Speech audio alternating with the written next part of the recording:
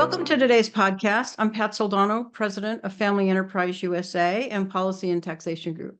If you don't know who we are, we advocate for generationally owned family businesses and their lifetime of savings at a national level in Washington, D.C.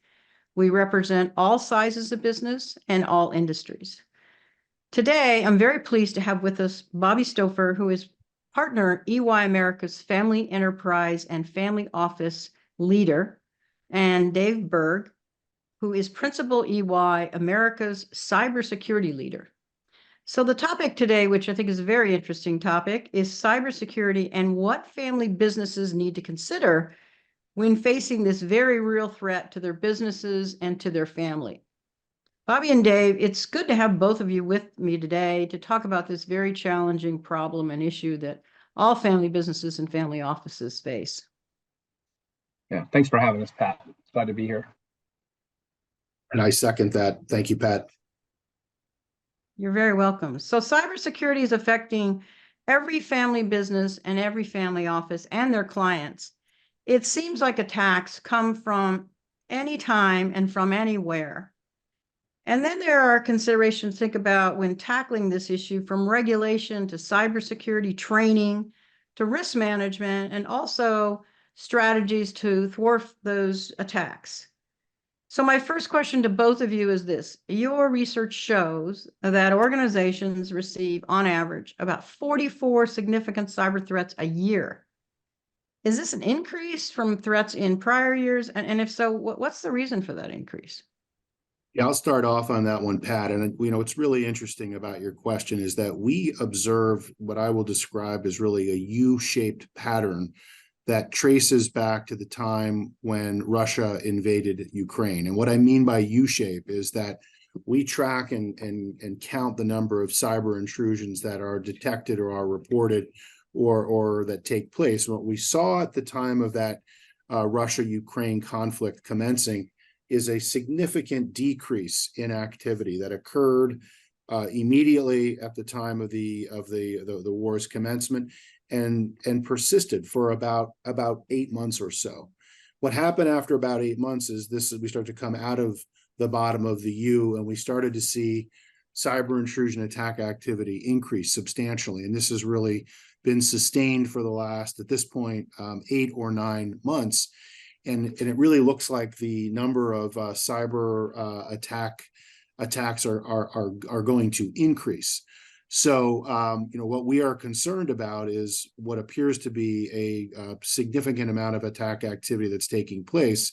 And in reality, family offices are excellent targets, given the kind of important business that is orchestrated and undertaken out of family offices, as well as all of the capital and the assets that they control, as well as on the risk side. What we've observed is generally speaking a less sophisticated approach to cyber than what we see in large, complex, sophisticated multinational corporations. So some of our listeners on this call are family business leaders, some are family business members. Is there a difference in cyber threats and strategies for family businesses versus non-family businesses? I think the answer to that question, Pat, is, and it's a good one, is yes and no. There shouldn't be a difference in the approach to cyber, and that's what Dave just alluded to. Should be approaching it like large multinationals, et cetera.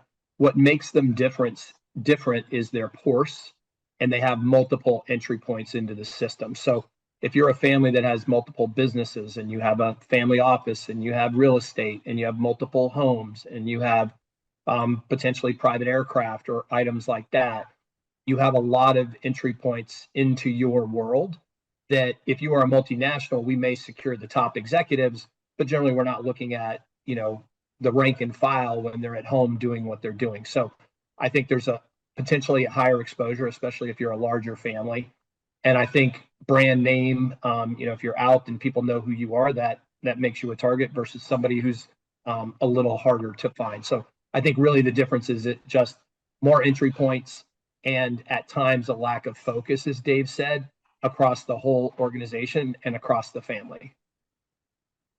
It's a really good point, because family businesses, to your point, they tend to be a little more private, so maybe not so much in the public eye. So as a follow-up to that question, so do you see family business adapting maybe faster to these security threats or not? I actually see them as, Dave and I talk about this all the time. We see them lagging. So Pat, the way I'll describe this, and people may not know this, EY is one of the biggest providers of cyber defense to major corporations. We're the outsourced provider. We're the ones that detect the threats, support them. What we find is there's a lack of education, because a lot of those big organizations have what's called a chief information security officer, somebody that wakes up every day thinking about this threat. A lot of times in a family organization, you'll hand that to the CFO or the IT person or somebody like that. So I'd actually say families are lagging, and part of it is threat to cost. So if we think of a cyber world, Pat, somebody may get a pen test. Somebody tries to penetrate their system. That's like a $30,000 to $40,000 exercise. To have cyber monitoring constantly with what's going on and who's trying to penetrate you, that's $300,000 to $500,000 a year.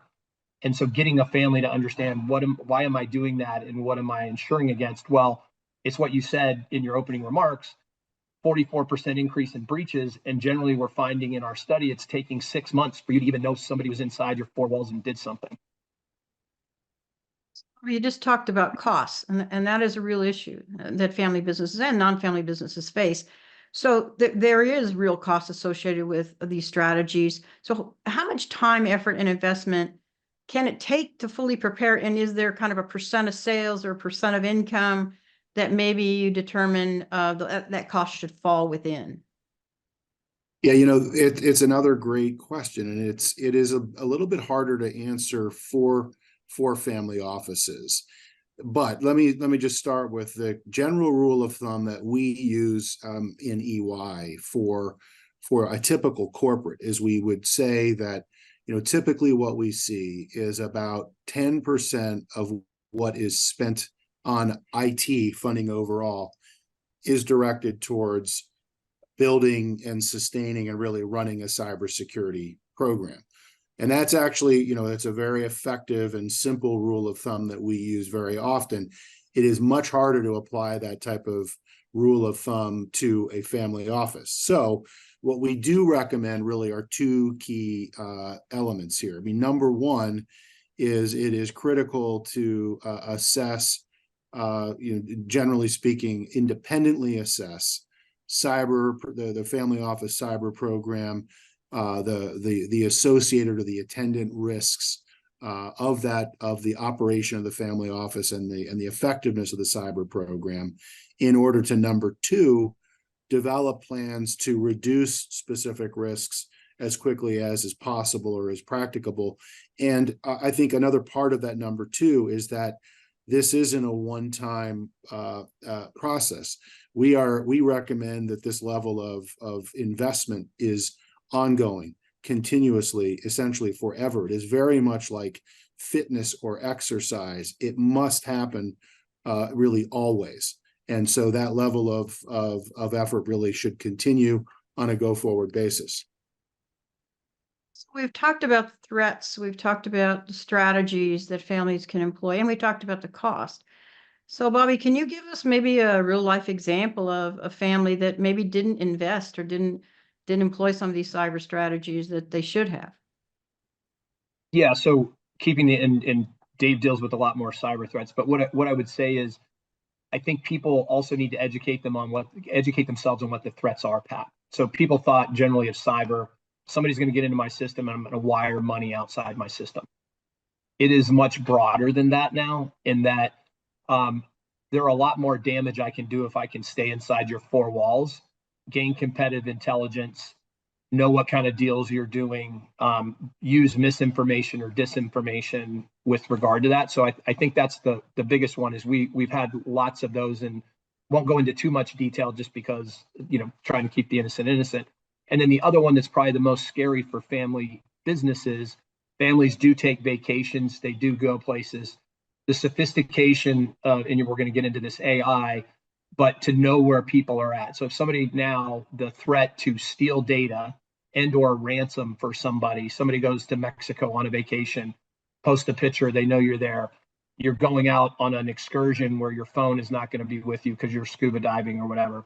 They're sophisticated enough to put that together. And while you're out and away, come in and make a ransom request to the family saying they've kidnapped you or taken you. And there is no way to get in touch with somebody. So we've seen that a lot in family business, especially on vacation or when they're out enjoying themselves. And the sophistication of the cyber criminal who's monitoring all of this that's going on so that they can opportunistically decide when to have an event, try to attack the family enterprise for a gain or monetary gain. Yeah, that's very interesting. So let's talk about these threats. Dave, where are these threats coming from? Bobby knows from the presentations that he and I give oftentimes together. I will typically put up a slide which has a map of the world, and what it will show are the number of, say, ransomware attacks that are taking place by country all around the world. And what's interesting is that essentially really the entire map is lit up. So these the cyber intrusion. I mean, if there's a misnomer that it's happening mostly in the United States, I mean, that is just it. It's a misnomer. The attacks are happening really all over the world, increasingly even in developed economies. The threat actors are extremely good at what they do. They are able to go where the money is. And the threat actors also, they use systems that they compromise that are located all around the world. So, Pat, in your question, where are these threats coming from? They're coming from specific, sophisticated, organized attack syndicates that are spread all around the world. They're targeting family offices and companies all over the world, and they're using infrastructure that's located all over the world. So, Pat, they're really coming from essentially everywhere. So what if there is a breach? And what are the first steps that a family business, a family office should take when that breach happens? Yeah, I mean, I would strongly encourage the audience that's listening to this to think of a response to a cyber intrusion as being a business process that has to be very well prepared for, planned for. One way to think of it perhaps is when preparing for a board meeting, there's an enormous amount of rigor that goes into the preparation process, and likely even rehearsing content before the content is delivered in the board meeting. A cyber intrusion response needs to be conducted in a similar way. This cannot be ad hoc. You cannot just show up and try to figure it out. And so it's very important to not only have a plan and a playbook, but to rehearse it. And so what this means is that really all of the key functional leaders in the family office need to work and have a plan to communicate with senior stakeholders to be able to understand what transpired as quickly as possible, and then start to communicate externally. That communication piece is even more critical for those that are listening who are public registrants, because in December of 23, so just last month, the SEC put into place disclosure rules that are very specific about disclosing material cyber intrusions really as quickly as possible, and they're calling for it to happen within four days. So this cannot be an ad hoc process. This must be a rigorous, well-practiced, well-rehearsed exercise, so that when the event takes place, the team knows what to do. Yeah, Pat, I would drive this home. It's the 20-year anniversary of Miracle on the Hudson, Sully, and the aircraft. When we talk about this, I often say to people, what happened when the bird strike happened? What did the co-pilot do?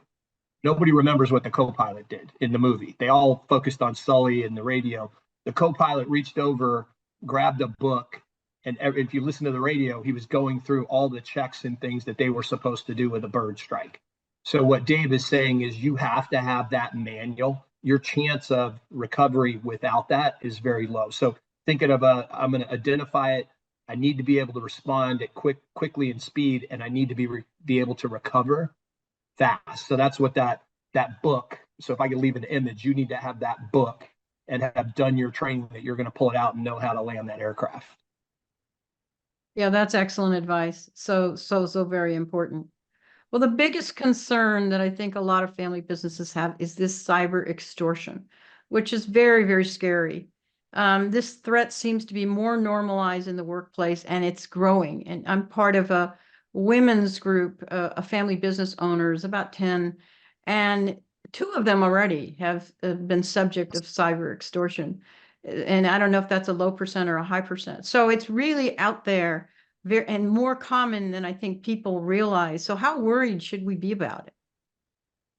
Yeah, I mean, look, it is a really big, it's a big problem, and it's a big problem because the cyber threat actors, they're very, very good at what they do, and one of the things that they're very good at is not only getting into an environment, but they're really good at finding very quickly the things of value, including sensitive types of data, documents, images, information, plans, et cetera. And so what is happening now, which is concerning on the cyber extortion side, is that we have a combination of pressures that are being applied to victims, where in the past, what we saw was simply the ransomware threat. It was basically, we're gonna take your systems down unless you pay us. Now it's, okay, we're going to take your systems down. We're also going to expose sensitive information that we've discovered. We're going to monetize the theft of that sensitive information in order to extract value from the victim by putting this kind of double barrel level of pressure on the victim. So it's unfortunately what I'm sharing with you today is that a bad problem is in fact getting worse, and cyber extortion is in fact something that a family office operation should be very concerned about. And it actually even ties into what Bobby and I were just talking about in terms of preparing. I mean, that's got to be part of the simulation, the tabletop exercise.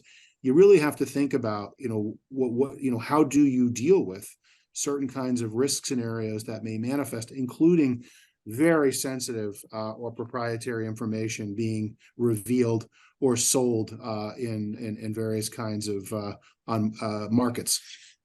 And Pat, on that, to follow up, think of it the way we used to think of data. If you thought of your old server room, everything sat on a server in folders. We kind of put permissions around it to wall it off, but it was all in one place. Once I breached it, I could get to it. So Dave often talks about the really sensitive, secure data. Should that be in a different place than all the other data? Right now in the world, everything's still kind of commingled. As we figure out the cloud and we figure out where to put things, we haven't really separated highly sensitive, highly private from other data. So the commingling also causes exposure here for what Dave said on this extortion. And to that point, there's so many ways that the cyber attacks can happen. And both of you have talked a little bit about this already, but can you tell us how businesses can help prevent those attacks in the first place? Or is it even possible to stop it? Yeah, Pat, I mean, I would refer back to my previous answer to a question just surrounding actually spending consistently on cyber security programs, assessing the status quo, understanding where technology and security risks issues are, and then expending effort to try to draw down those risks, improve security controls over time. The third element that's very important here, and Bobby, I think just referred to it a few moments ago. It's the other strategy that can be employed is thinking about how you understand the criticality of certain kinds of systems or information. Not all data is equal. Not all applications or processes or systems are equal. I mean, there are things that are of greater criticality or are worth more. And those things that are worth more should have a more robust type of security controls and or monitoring in place to control access or detect inappropriate access to that information. One of the other elements that I think is important here is to think about using security services firms, managed security services firms that do this kind of thing every day, to make it to take the burden and the responsibility of running a security program maybe off of the family office. And I think the other thing that is important is simplicity. And what I mean is trying to reduce the amount of complexity in the kinds of technologies that are used to make it easier for, maybe it's a managed security services company, or even if it's the family office itself, make it easier to be able to monitor the environment or improve the environment if there is a vulnerability that is detected, to patch or replace or deal with that vulnerability as fast as possible. So there are many things that can be done, and these things can prevent or stop an adversary, because if the adversary assesses a family office and finds stronger security controls in place, they may move on to the next family office that doesn't manifest that kind of rigor or capability. So expand on that a little bit, because you just talked about this. Are there any internal structures that maybe you can set up to make sure your client's data or your family's data is safe? And I realize this may be different depending on the size of the business, how public the business is, the industry that it's involved in, high risk, low risk. But can you get in a little more detail on maybe some of these internal structures? I think the biggest thing is the biggest thing we see with family business or family office, the family component. The family members are resistant to coming inside the four walls of security because it's not convenient. They have, if I have to do dual authentication, if I have to have a crypto key, if I have to have that. So the family members and them wanting what they want when they want it is one big impediment to the organization. So educating your family and asking them to come inside the four walls to be secure. The second thing, Pat, I would say is large organizations have an enterprise risk management team that focuses just on enterprise risk. Even upper middle market companies we've seen don't have that capability, or they have not put that in place. And folks will ask, well, that's expensive. Should I do that? So it alludes to standing up people that are inside your four walls that will think about risk, cyber being one of them. And then number two, look to your digital partners, the people that are around you that are investing in cyber that can support you, your financial institutions, your banks, your professional services providers who are doing this. And then really look for somebody who's industrial in terms of doing the cyber monitoring. Having one guy inside your four walls that's as smart as all these criminals probably isn't going to happen. Dave's got an army of guys and tons of AI and things that he's using every day for somebody that we're protecting to try to predict the future of where somebody's going to attack.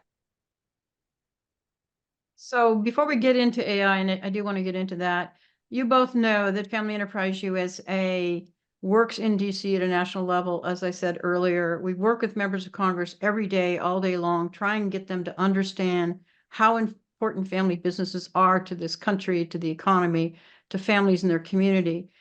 So I have to ask, is there any regulations or legislation that you see, or policies that you see could be implemented by our Congress that could help, prevent some of this cyber crime, or curtail some of the cyber crime, or help it in any way? Yeah, well, listen, I mean, I think, a lot of business leaders, it doesn't really matter what size business or what type of business you're talking about, they cannot stand regulation. I will take kind of a contrarian view when it comes to cyber to say, I actually think regulation is incredibly important in order to make progress, sustained progress.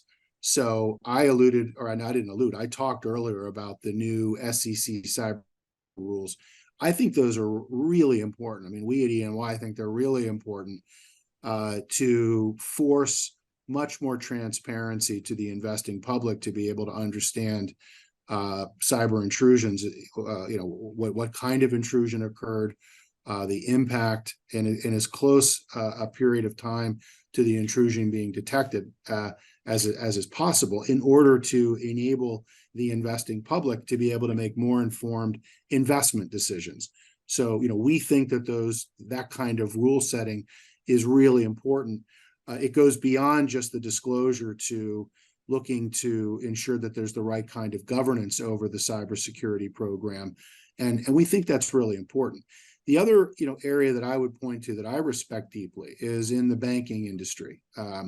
I think that the banking industry does a tremendous job of putting pressure on banks by performing what are called these horizontal examinations, where they look very carefully at the function and performance of component parts of security programs, and then compare one bank to another. And what they're able to do is they know what good looks like, and they then force all of the large banks in the United States, for example, to meet a much higher bar. So, when it comes to enacting more, policy or regulation, I think that banking regulator model is a tremendous model that perhaps should be pushed more broadly into other industries, including potentially even to affect family offices.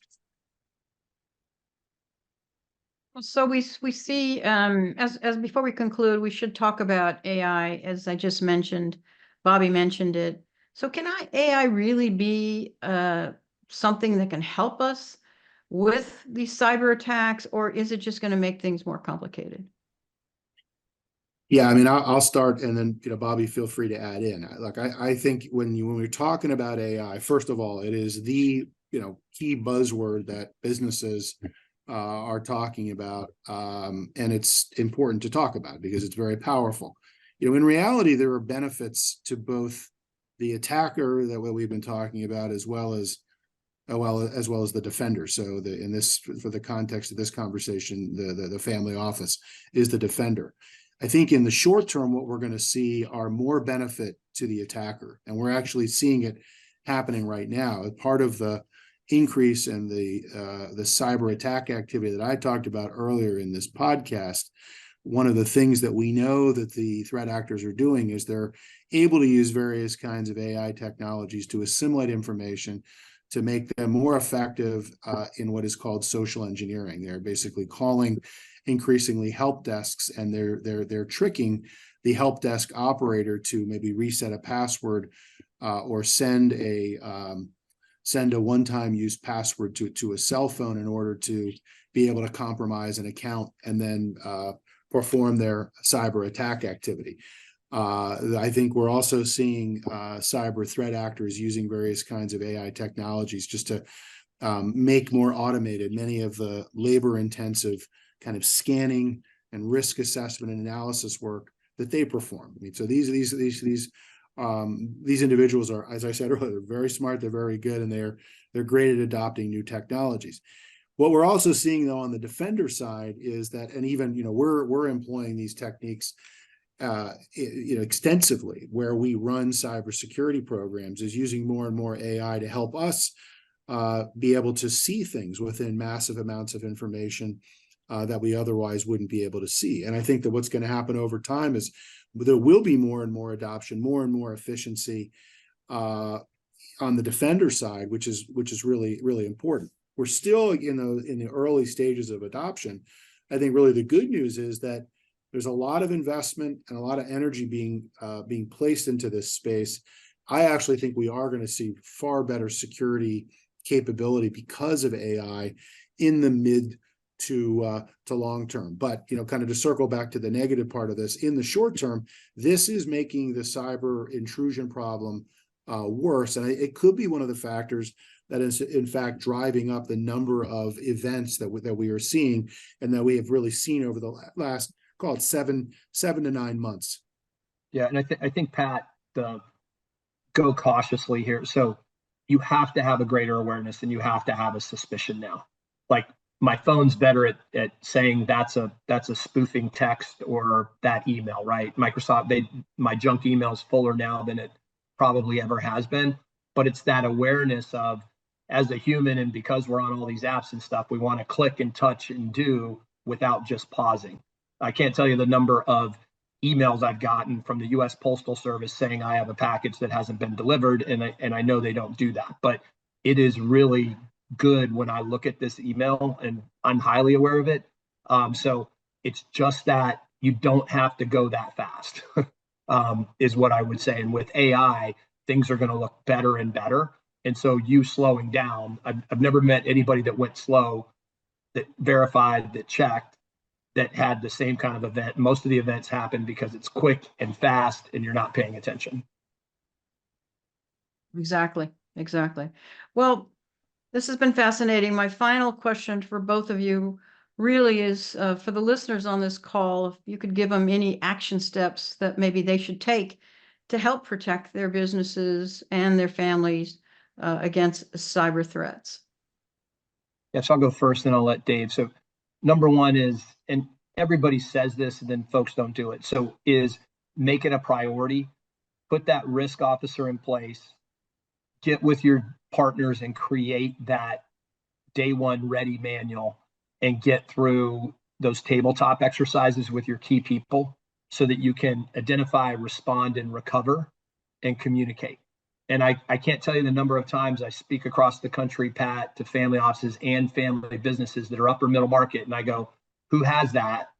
And there's not a single hand that goes up in the room. That's table stakes. And that's just shocking to me. Dave can say it's not hard to do to start to get that in place, but it's just, we're so busy running our companies and doing everything else. That's something that I think if I had one thing to take away, it would be that. Yeah, and I'll just add, I mean, I think beyond my previous admonitions, I think it's actually important to be suspicious. I think you have to operate in a state of distrust. If you receive an email, a text, doesn't seem quite right, I think you should be very careful in the way that you handle that. I think the second thing I would advocate is, and it goes along with Bobby's comment to prepare, is line up the providers that are going to help you when the crisis hits. Potentially it's a managed services provider that will help you, or it's an incident response. What I was saying is to line up the incident response firm that have a retainer in place, so that you don't need to work through kind of trying to scramble and find your partner. You've got them ready. Their number, their contact, and then you're able to add them to your team when you need to in a crisis situation. Well, thank you, both of you, for being on this call. Bobby, Dave, I know that our listeners gained a lot of value and great suggestions, and I hope all of them do as you recommended, which first and foremost is get a plan put in place. So once again, it was a pleasure having you on this call today. Thanks so much.